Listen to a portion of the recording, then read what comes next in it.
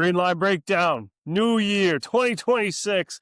How's everybody doing? Welcome back. I think this might be episode 10. Episode 10. We made it this far for the second season. Thank you, everybody, coming on out, taking a listen week in, week out. Obviously, if you tried to tune in last week, you saw we were missing an episode. I took the holiday off. I hope you did as well. It seems like at some points this team might have at some moments, but hope you all had a good holiday season, a good Christmas. I got a couple of new wares for the studio. Got a new poster here, championships with all the logos, and a new shirt. Hopefully you got some new Celtics gear as well. Where do we start? Where do we begin? Where did I leave you off? So, about 2 weeks ago, we were gearing up for what was evidently an easy week for the Celtics. 2 games against the Pacers. We're going to talk about the games in the last 2 weeks, and I think we have some pretty good topics other than just the schedule and who we're playing next to really dive deep because a lot of narratives are changing in the new year. New year, new me. Things are turning around for not only the team, individual players, but there's a lot of stuff we can get into. So, going back, Pacers. 2 games with the Pacers, one on Monday, one on Friday. Pacers are bottom of the East. I mentioned that before. Without Halliburton, they're not doing too swell. No Halliburton, Miles Turner left for the Bucks. That was a big loss for them. This is a team you should handle, and they did. The first game was a bit of a churn out, but we got the win, and then the Friday night game was the big one, which is I'm going to dive deep into that. So that was a huge blowout, which is something I would think is comfortable is a kind of identifier to show you are a solid team. Jeez, I'm dealing with a cold. Everybody else is around here. It's that kind of weather, that kind of part of the year. So sorry if I sound terrible, but that's just how it is. Like I said, it was a blowout game. So we scored at an incredibly efficient rate. I got some notes here. We won the game 140 to 122. Scoring 140 is always good. It seems like the shots went in when you see a score bug like that, right? Like if you watch the game, you saw 140, you go, okay, they scored a lot. 120 is even high, but when you get past that threshold, you can see that the shots were going in. Jaylen Brown leading the team as always, 30 points. Richard with 29 right behind him. Good to see Sam Hauser, 23 points. Finally showing up a little bit here and there. I fear he's gone. I think Sam's gone. I think if we go for any type of substantial trade, Hauser's going to be the guy that we really put in along with Simons, who is actually coming along as well. More of his shots are going down.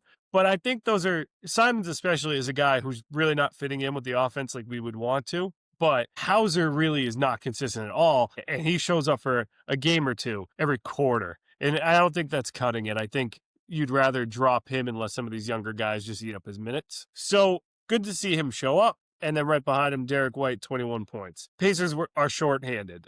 It's cool that we got a lot of points, but I'm not going to say, God, we really grinded these guys out. Because, 5 players scoring 15 points from Boston, none from Indiana. That's sad. And I like the Pacers. I don't want to pick on them. We shot incredibly well, 50% from the field and the three-point range, making 20 of our threes at 51%.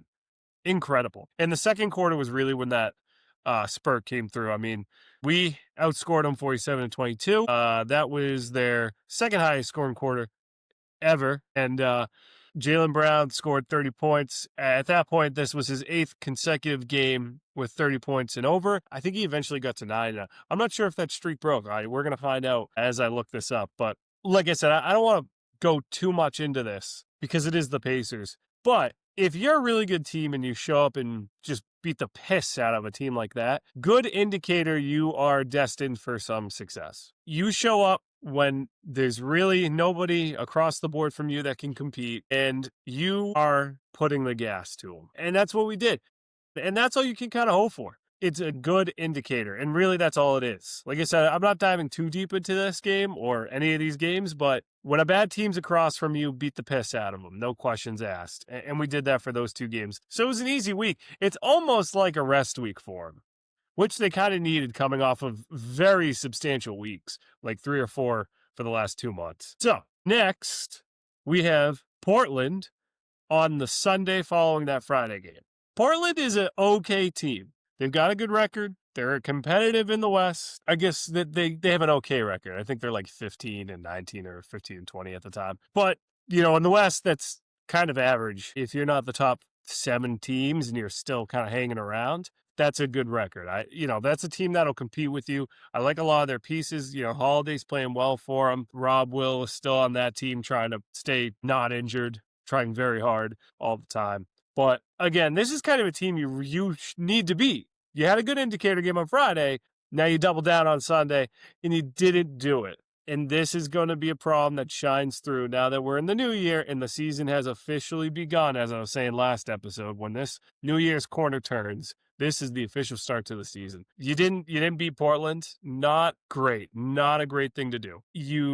Jaylen Brown, 37 points. Extended his 30-plus point game streak to 9, which I think 9 tied Larry Bird. Yes, tying Larry Bird. A lot of turnovers, especially from Brown and Derek White. And turnovers, specifically Jaylen Brown, holds him back from being viewed as a significantly dominant player, a top 15 player, top 10 player. He is electric otherwise. But man, it's that one thing where you point at a guy and go, you dribble it off your foot every game. At least once. Can you bring that back? Can you stop doing it?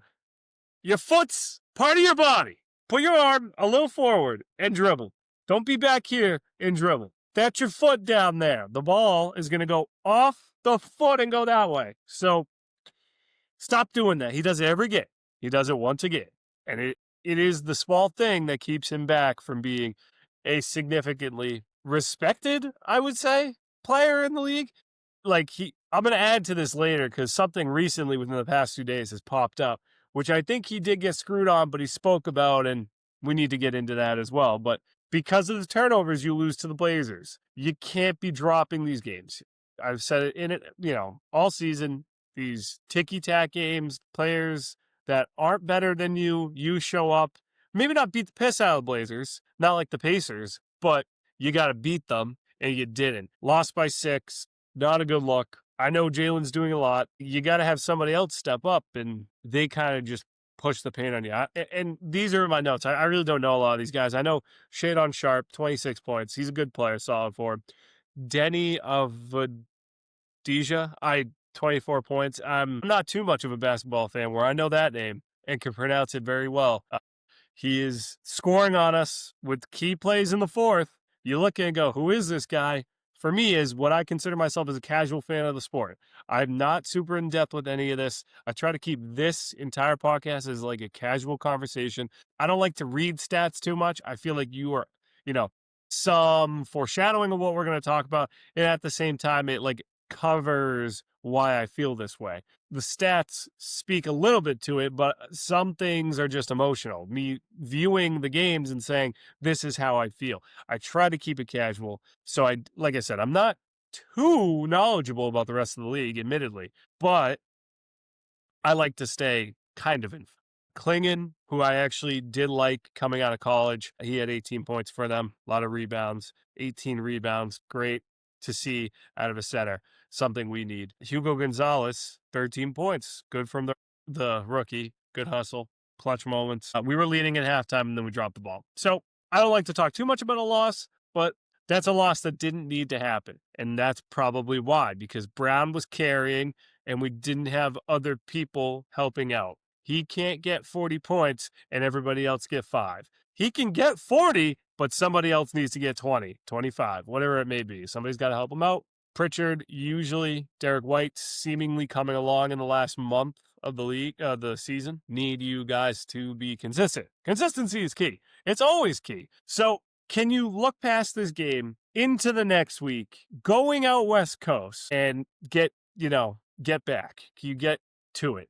Can you recover? That is another indication of a team who's destined to go far. Can you wipe off a bad loss and hit the ground running on the next team? Now, also, you're going out west, and I hate the West Coast trips because I'll be going to bed at 10 o'clock for work. I got to go to bed early for work tomorrow morning, right? And then I'll get a notification on my phone at 10:30, Celtics playing Utah. Oh, God, I'm not going to get up to watch this game. I got to watch the highlights after. It's always tough because I try to keep like a schedule in my head, but obviously because I didn't record last week, I wasn't expecting these times. I'm just like, oh, 10 o'clock, Utah, 10:30, Sacramento, and they just keep popping up tonight. I'm filming this on Saturday, 10:30 for the Clippers. I'll probably watch that game because I'll be at the bar drinking. It'll be on TV. Trying to do January. It is not going to work out. Hope if anybody is, I'm praying for you that you stay committed. But for me, I'm going to watch Jaylen Brown probably blow it and then drink a lot. So that's how it's going to be. But here we go. Kind of a big game because Jaylen Brown's got that streak going. And we're playing the Jazz, who are, I think every team in the West outside like the bottom 3, bottom 4 are playable. So, big things. Derek White, 7 blocks. Great out of you, Derek White. Love to see that energy. I love a block. I love a good block. A good up in your mouth, send that thing away. That is a momentum turner every game. A good block gets everybody else kind of engaged, lights a fire under their ass, gets them running a little faster, gets the other guys on your team playing defense a little harder. For you to have a 7-block game, that's a no questions you're going to win that game. The momentum will swing too hard your way to lose that game. 7 blocks. That is an NBA guard record. So congratulations for tying that. 27 points, 7 rebounds, and 6 assists. Good job, Derek White. Jaylen Brown, can you break the record? No, you can't. You can't break the record. You're at 9, tied with Larry Bird. Not a bad thing. Would have been cool to see you get to 10, but you're not. You got 23 points, 10 assists, 6 rebounds. But you're 8 points, 6 assists. Top 3 guys right now. Those are your guys. Derek White, Jaylen Brown, Payton Pritchard. Those 3 guys play well, play hard, you win the game. That is the formula right now. It's cool to see these guys come off the bench and do what they've been doing. Minot, Jordan Walsh, who has lost a little bit of his consistency, but I'll go into that later. I don't blame him. Your 3 guys need to play well. They need to play well, unquestionably. If you are going to win that game. So, when Jaylen Brown doesn't get that record, I'm not upset because while it's cool to have that record, this is the Boston Celtics. There's a lot of records. Your name kind of just gets thrown in there. No one cares about the individual records in this town. Nobody's going to remember. It's cool to see you get thrown up on a graphic every 5 years of, oh, he's getting close to this or he's going to break this. I remember Sam Hauser, I forget if it was quarter 3-pointers or what it may have been, but, he was getting close one year. I think he was going to break Klay Thomas's record, and he didn't because he got hurt. He got an ankle injury, but in my head, I'm thinking, right, cool. Sam Hauser does break that, theoretically. What does he get for that? Well, every time somebody gets close, he gets thrown on a graphic. And it's going to be, I don't know what the actual ranking is currently, but Klay Thompson was definitely number 1. So if Hauser beat it, it's 1 Sam Hauser, Klay Thompson, probably Curry, maybe Kobe. Like, there's, the greats, and then a few bums mixed in. And Hauser is going to be looked at as a bum.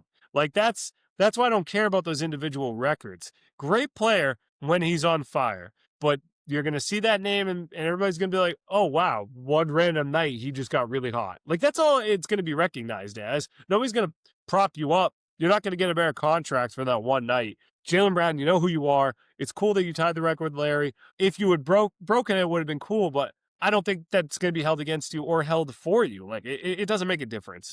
You won the game. That was the big thing. Great on you for not trying to aggressively push that record. I don't know if you did, honestly. I don't really view that as like, how many shots is he taking? We won the game. We handedly won the game. 10 points, 129, 119. That's against the Jazz. And then we get to the last game against the Kings. Always hard when you're on this churn in the West Coast. This is the second game. You got the Clippers tonight, like I had mentioned. I'm going to see Clippers are one of the worst teams in the league at the moment. Hopefully they win it out, but your bodies have to adjust. So good to see one win against, you lost to the Blazers, but, you have one win on the West Coast, and now you're going against the Kings to get a second. Jaylen Brown, 29 points. Derek White, 16 points, 14 in the fourth. Great. It was close for a long time. This game was maybe too close for a Kings team that wants to get blown up by the organization. They have a bunch of misfits on this team. You got DeMar, you got Sabonis, who I want. You got all those guys all the Bulls guys. I already mentioned DeMar. Zach LaVine, geez. I got those guys who I all think are good players, but Precious Achua. Like, they just don't fit well together. They're not really melding like they wanted to, and they're going to get blown up. Everybody's going to be on another team by the trade deadline. This is a team that you cannot take a loss to. They're in a kind of dead twilight zone, and they're not getting nothing out of any of these wins. You got to take these wins for what they are. This is not a tough team where you can actually just take the moral win. You got to beat these guys. You got to add to your record. So you get it done, though. One to complain. I can't speak to the Clippers tonight. If you can walk out of here with a win against the Clippers, that's a 3-1 West Coast trip. Always a success. Even 2-2, when you go 500 on the West Coast, or vice versa, if there's a West Coast team doing an East Coast trip, if you can go 500, very good. Your body completely changes. You're consistently doing 7:30, 8 o'clock games. All of a sudden, you're doing 3-hour games. 3 hours later, sorry. It's hard. It is hard. It's hard for a player to do that. It's hard for them to go across the country like that and then just play game. But it's cool to see you go 3-1. I don't want to see you go 2-2, specifically because I feel like this was an easy West Coast trip. Blazers, Utah, Kings, and the Clippers. Those are not the best 4 teams on the West. Probably the worst 4 teams on the West. Maybe one better than the other, because Warriors aren't doing too well right now. But you got the Lakers. OKC is usually part of a West Coast trip. You know, there's those teams over there that those are kind of the big ticket guys in the top 5 in the West, top 8 in the West, whatever it is. Like, when you do a West Coast trip against those guys and you go 2-2, maybe I'll consider it like a win. And probably will. I say maybe, but those are big teams. Spurs, usually a West Coast trip. These are not the best teams on the West Coast. You kind of have to go 3-1, or I would kind of see it as a failure. And I think they would too. These are teams you have to beat. But that, over 2 weeks, and you have 1 loss. Can't complain. You're getting some time off. You're going to get some easy teams. You're getting comfortable in that 3rd spot in the East. And you're doing, for the most part, what you need to do. The picture's becoming clearer now that the season has officially started, that Jalen, Derek, and Pritchard are your consistency to rely on. But what do you notice about those 3 guys? Outside Brown, who is a big guy, small forward, shooting guard, I think he can play either of those spots. Pritchard, Derek White. That's the front court, back court. I always mix these 2. Again, casual fan, but those are your point guards, your shooting guard, and your small forward. So your bigs are not really the stars of your team, and not even necessarily to say the stars, but they're never the guys who you say, oh, hey, wow, he had a great night. He's a consistent guy on this team. Keita, Garza, I hate Garza. Any of those power forwards, the rookie, any of these guys. Even Simons is, helping out those point guards. Like, we need size and consistent play on the back, on the big side. Like, that is what we need. Trade deadline is coming up. You got 1 month. 1 month to go. You got a little too many point guards, I would say. Simons is probably gone. I'm going to say that till then, and he's probably not going to be gone. But if he is, you're getting size, whether it's a center, I think it should be a center, in return. You have some power forwards that I actually like, that I don't think they're consistent, but you don't want to go out and get a guy and then Tatum comes back in April. Yeah, that'd be stupid. He's the clear-cut top. So, trade deadline, look for the bigs. We'll say it until then. Obviously, your 3 guys are consistent, but they're the small side of the team. So, that's the goal we got to aim for. So that's the week. Successful. Can't say too much more about it. Now, the big topics to get into. Jaylen Brown had an extraordinary month. He is the stalwart of the team, obviously the number 1 at the moment. He has a consistent 30-plus point game going on. It's being talked about in the media. The Celtics are being recognized more and more as I watch. Now that football season's dying down, there's more basketball coverage. I see a little more saying, wow, look at the Celtics. This was supposed to be a down year for them, and they're going through that barrier. It is a small thing. I think it's a stupid thing in the end, but every month, the NBA has the month player awards. Tatum has won them a lot. I think he's won them 5 times. Eastern Conference Player of the Month. December should have gone to Jaylen Brown. Very much should have. It went to Jalen Brunson from the New York Knicks. I don't think Brunson had a bad month. I kind of want to steer this conversation to the NFL MVP race right now, where the New England Patriots quarterback Drake May is in the MVP race. And a lot of people say this. when talking about him and his competitor at the moment, Matt Stafford, a lot of negativity is used to prop up Drake May, right? Not about Drake May, but you want to prop up Drake May. Sometimes it's easy to talk negatively about the other guy, and it shouldn't be like that because they're both in the conversation. Kind of the same thing with the Conference Player of the Month, which again is a dumb award and kind of stupid, but especially for two guys who are on max contracts and leaders of the team. But it should have gone to Jaylen Brown. Jaylen Brown, the reason I'm talking about this is he, who is now a streamer, all of the sudden, no idea where that came from, he voiced his opinion on this. He was on his stream and said he had a better month than Jalen Brunson, which is correct, in SGA from OKC, which I kind of think you can make an argument about. I'll stick and say Jaylen Brown had a better month. I will say that. But OKC is the top team in the West. SGA is in the MVP conversation again.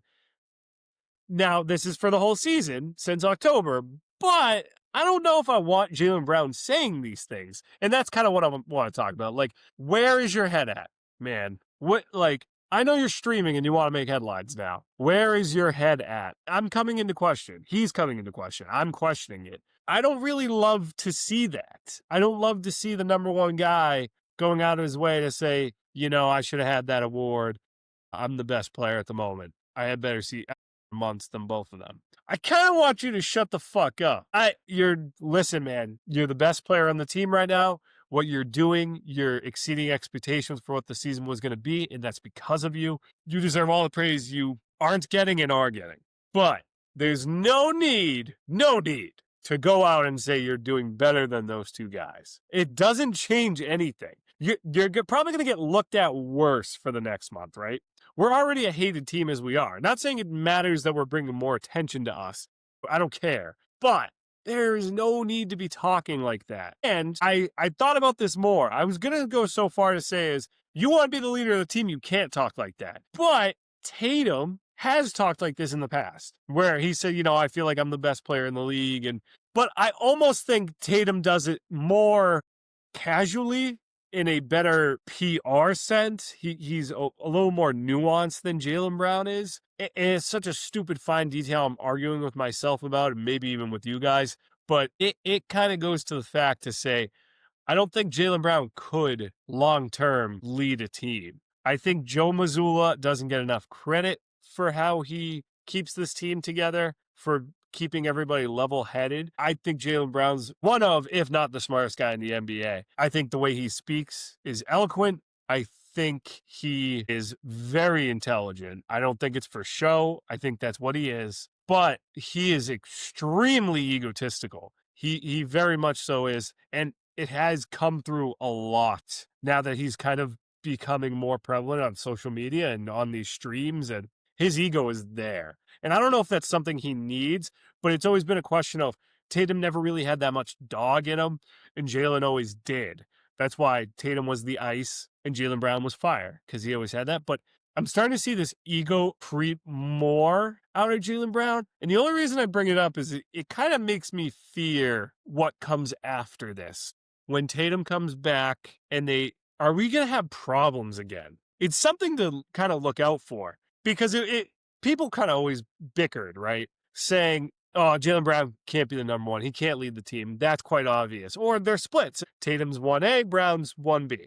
I've heard both, but probably more the former than the latter. But now that he's kind of proven he can be, in terms of playing the game, solely being the number one player in terms of NBA basketball, not locker room and any of that stuff, are we going to have more issues? It almost makes me think of when Tatum and Brown back in 2018, when Kyrie got hurt, some of the older guys got hurt, and they got more times in the playoffs and kind of led the team through the playoffs. And then we came back. Sorry, this 2017 into 18 season. And then Kyrie never really regains leadership again after that. And he's a whiny bag, but he lost the locker room because the younger guys kind of proved that they can be leaders. And then they also weren't young enough to be humble and say, I'll take a step back. I know I can do it, but I'm still 19, 20. I got time. They didn't have that in them. Does Jaylen Brown have that in him? That would almost exert more leadership to say, when Tatum gets back, maybe not this season, but next season when he's fully healthy again, can he take a step back? Because Tatum's the number one guy. I always think Tatum's going to be underappreciated for his skill set. I think when he's in the game, he's the dominant force, even when Jaylen Brown's there. Jaylen Brown's obviously a great number 2 to have, and I agree it's almost more like 1A, 1B. But it is 1A to Tatum. So it's something to look at. I'm gonna get concerned. It stems from these small things like arguing about a month player of the month. God. But we won't see for a few months. And it might get worse. You might see more things sprout here and there. You might hear something said. All theory, all things I'm speculating, but just something to keep our eye out for. So that's one thing. The other thing I wanted to talk about, Peyton Pritchard was having an interview and spoke about where this team is at. And this is a positive, thankfully. Obviously, they are at the 3rd seed in the East, and Pritchard spoke to the expectations of the team in the media's view, which was, well, we are supposed to be worse, at least 8 to bottom, not a top 5 team in the East. We're supposed to be rebuilding, letting our young guys come in and do, learn on the fly, slower than normal. That's where they're supposed to be as a team. He said where they are now, what the mindset of the locker room and the coach is, which is we're only the 3rd seed. We should be better.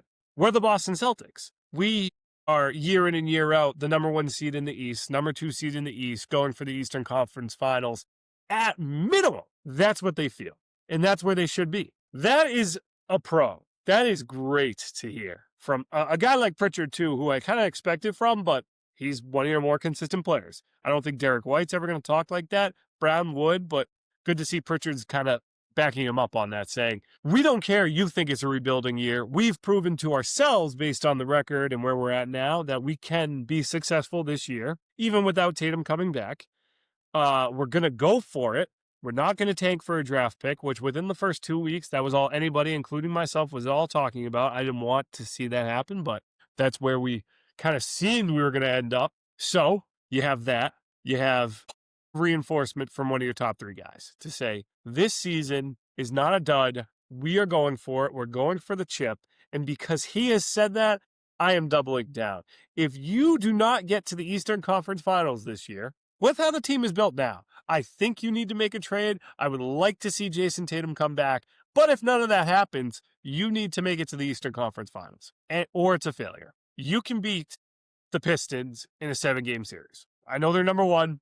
You can beat them in a 7-game series. New York is a very tough team and plays you very tough every game. I would be scared to play New York before the conference finals. If you do play them, I'm not confident about beating them. But if you don't play them until the ECF, I think no problem, you should be there. And not saying if you do play New York and you get past it, like that would be great. But New York does scare me. They're a good team. They've got a lot of good players. And, they got a great coach backing them up now.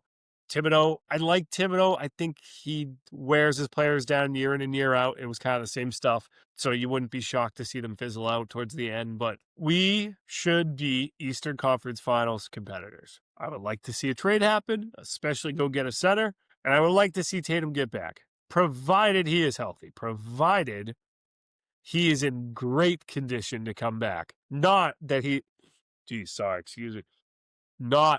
coming back early. Not that he can come back, that he should come back. That the doctors overwhelmingly say he's healed. He's healed to the point where if you start him now versus waiting and starting him in October next season, it wouldn't make a difference. That's what I want to hear.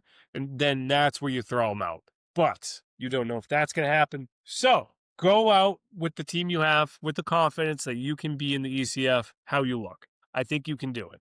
I think I've seen enough this season that I'm convinced you can do it. I'd like to see these rookies, I always say rookies, these young guys, Jordan Walsh, Gonzalez, to make their minutes more considerable, more game-changing. And if they can do that, they have the pieces to make a run. Do not get it twisted. We are the Boston Celtics. We have a good coach. We have a good team around us. I want to see fireworks. I want to see them. The last thing I want to speak on is a conversation I strung up with some of my coworkers the other day, where he voiced his opinion on Jordan Walsh specifically, not really, I don't know if living up to what we're hoping from him now.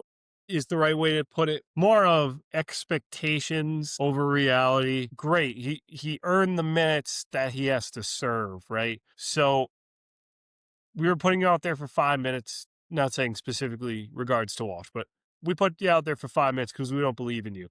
You're dominating those 5 minutes. All right, 10 minutes. You're dominating those 10 minutes. 15, 20 minutes. You get to 20 minutes.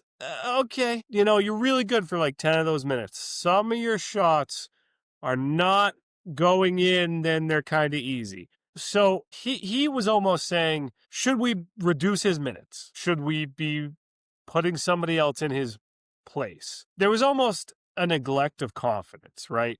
So you've seen him do what he has done this season. You kind of know his past. He's been here on the team. He was two-way G League for 2 years. This is his third year.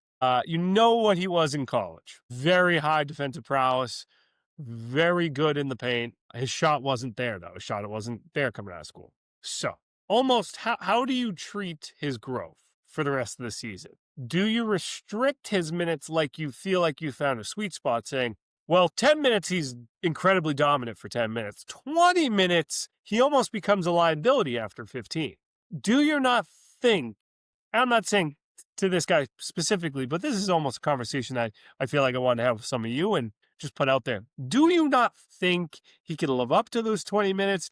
Do you think to get dominant in those 20 minutes is going to take a longer time than it did to get him from 10 minutes, which I assume it would. That just makes sense. It's part of 20 minutes is conditioning now. You're now seeing very different styles of play on the other team's rotation. You're getting put on a bunch of different guys. You don't get used to one specific player's play. Has Jordan Walsh not earned the right to develop? And whose fault is this? And like I say, I'm not saying he hasn't earned the right. And I think what's going to happen is he's going to keep getting those considerable minutes until playoffs without, even if he doesn't improve, even if like 15 to 20, he's not going to get like a reduction because he'll never cover those dominant 20 minutes. I think he's earned the right to have that, even though it might cost us some games, because we as an organization delayed his growth. People will tell you that the G League is a great thing for the sport. It is, but it has downsides. It definitely has downsides. You cannot tell me that the level of play in the G League is consistently the bottom level of play in the NBA. What I mean by that is the worst players in the NBA are always going to play at a level of probably the top players of the G League. So instead of, there being a gap between the level of play, the top players and the bottom players are rubbing against each other. No, they're right there, right? And I would disagree with that statement. I don't think that's the truth. I think there's obviously always going to be guys in the G League that are very top of the level, rookies, two-way players that are going to grind and earn their chance to get an opportunity in the NBA. I'm not going to stand here and tell you that because of the 2 years in the G League, they've proven they can play in the NBA means that all of a sudden they're just going to be as good as the worst players in the NBA. That being said, there's probably players in the NBA that are worse than some G Leaguers. But just in terms of skill, the exposure of your opponent is going to be the biggest factor of growth. Who are you playing against, and how does that affect your change of skill? The guys you play against in the G League are never going to give you enough. They're never going to give you a level of growth that makes you into a consistent, dominant NBA player. You have to play other NBA players. So when you stick a guy like Jordan Walsh in the G League for 2 years, there is growth. He gets better at certain things, of course. But to think that after 3 months of the season, he should be consistent with increased minutes, whatever it may be, that's not fair. And really, I'm kind of nickel and diming this whole thing. And I don't think he was making that point, but I just feel like he's not alone in that thought, and that we see a rookie or a two-way player. Teoh was a two-way player. To expect them to almost kind of have the same level of growth, not same exact skill level, but the growth is the same. From a guy like Jason Tatum, which again might be a bad example because Jason Tatum is a top 10 player in the league, but The level of growth he had from being in the NBA since he was a rookie is a lot different than the level of growth Jordan Walsh could have from being a two-way player. I think he's earned the right to have the chance to grow in the NBA. I think if he ever went to the G League again, he's a failure. I think that's why J.D. Davidson never really cut it. I think Keita got in at the right time. I think he's getting considerable minutes, and he's able to get consistent now that some of the lineup has shored up with Porzingis leaving and Horford leaving. Keita's getting more time. He's allowed to grow in a better environment. It really is just speaking to the G League, where I do like the G League. I wish the NFL had something like it. Obviously, baseball has AAA, AA. They have a great system. I think people have to understand the growth is not the same, and they're not going to get growth unless they play NBA players. So we kind of have to give these players time, even if they suck. I think we all recognize that Jordan Walsh can be something. It'd be different if there's a guy that throwing out there and like, yeah, I'm not getting the feeling he really can cut it out. Jordan Walsh can. We've seen that he can. And I hope, and I think Missoula will, give him time to fill those minutes, to get better, to get more consistent.